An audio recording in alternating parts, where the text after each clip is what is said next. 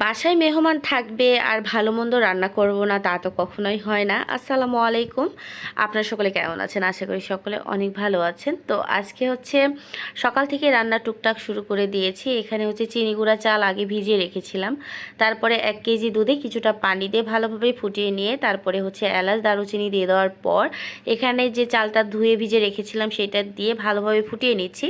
আর এখানে হচ্ছে নারিকেল দিয়ে দিয়েছি। এই যে দলা যেটা ছিল সেটা কুড়ে ফ্রিজে রেখেছিলাম, তারপরে হচ্ছে চালটা যখন হয়ে আসছে অনেকটা ফুটে আসছে তখন হচ্ছে নারিকেলটা দিয়ে দিয়েছিলাম। আর গতকাল বৃহস্পতিবারে হচ্ছে মাংসটা রান্না করে রেখেছিলাম এবং হাঁসের মাংস রান্না করেছিলাম। অনেক কিছু হয়েছে, আসলে অত কাজের মাঝে ভিডিও করার সময় হয় নাই, তো ছোট ছোট স্কিপ মানে ভিডিওগুলো নিয়ে আপনাদের সঙ্গে শেয়ার করতেছি। জাস্ট এটা রান্না করে রেখেছিলাম আজকে শুধু শিরা দিয়ে, জাস্ট আলা জিরার গুঁড়া দিয়ে নামিয়ে নিয়েছি।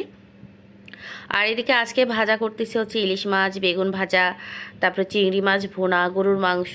তো গরুর মাংসটা তো রান্না করাই ছিল, জাস্ট আজকে সকালে শুধু এগুলো করে নিচ্ছি। তো এই যে সুন্দরভাবে হচ্ছে মাছগুলো দিয়ে দিচ্ছি। আর আগের দিন আমি মাছগুলো কেটে বেছে সুন্দরভাবে ঝাল লবণ হলুদ বাটা মশলা দিয়ে মাখিয়ে রেখেছিলাম। আর তারপরের দিন আমি এটা রান্না করতেছি। আর এইভাবে মাছ ভেজে মানে মাখিয়ে পরে ভেজে রান্না করলে মানে খেলে কিন্তু খুবই ভালো লাগে। একদম মাছের কাটায় কাটায় খুব সুন্দরভাবে মশলাগুলো ঢোকে আর খেতে খুবই মজা লাগে। আর এদিকে কিন্তু খুব সুন্দরভাবে আমার হচ্ছে মাছগুলা ভাজা হয়ে যাচ্ছে, উল্টে পাল্টে দিচ্ছি। আর ইলিশ মাছ ভাজা ছাড়া আমার কাছে খুব একটা ভালো লাগে না। আর বেশি তেলে ভাজতেছি কারণ ইলিশ মাছের তেল আপনাদের ভাইয়া অনেক পছন্দ করে এবং আমার বাসায় যে মেহমানগুলো আছে তারাও কিন্তু ইলিশ মাছের তেল পছন্দ করে, এই জন্য বেশি করে তেল দিয়ে ভেজে নিচ্ছি। আর এই ভাজা হয়ে গেলে এখানে কিন্তু বেগুনগুলোও ভেজে নিব। আর সব রান্না কমপ্লিট করে একদম আমি ডাইনিংয়ে চলে যাচ্ছি, কারণ আজকে অনেক ঝামেলা ছিল, খুব একটা ভিডিও করতে পারি নাই। তো এখানে পোলাও রান্না করেছি, পায়েস রান্না করেছি, চিংড়ি মাছ ভুনা, বেগুন ভাজা, ইলিশ মাছ ভাজা।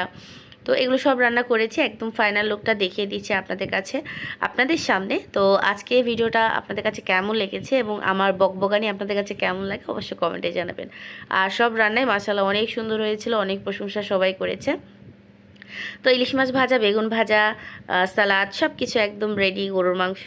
তো খুব সুন্দরভাবে সব ডেকোরেশন করে নিয়েছি, মানে বেড়ে করে খাবার দেওয়ার জন্য একদম প্রস্তুত। তারা নামাজ থেকেও চলে এসেছে, শুক্রবারের দিন ছিল সেইটা। আর তারা নামাজ থেকে আসার পর খাবারগুলো দিয়ে দিয়েছি। তো আজকে রান্না এবং অতিথি আপ্যায়ন আপনাদের কাছে কেমন লেগেছে অবশ্যই কমেন্টে জানাবেন। আল্লাহ হাফেজ, আসসালামু আলাইকুম।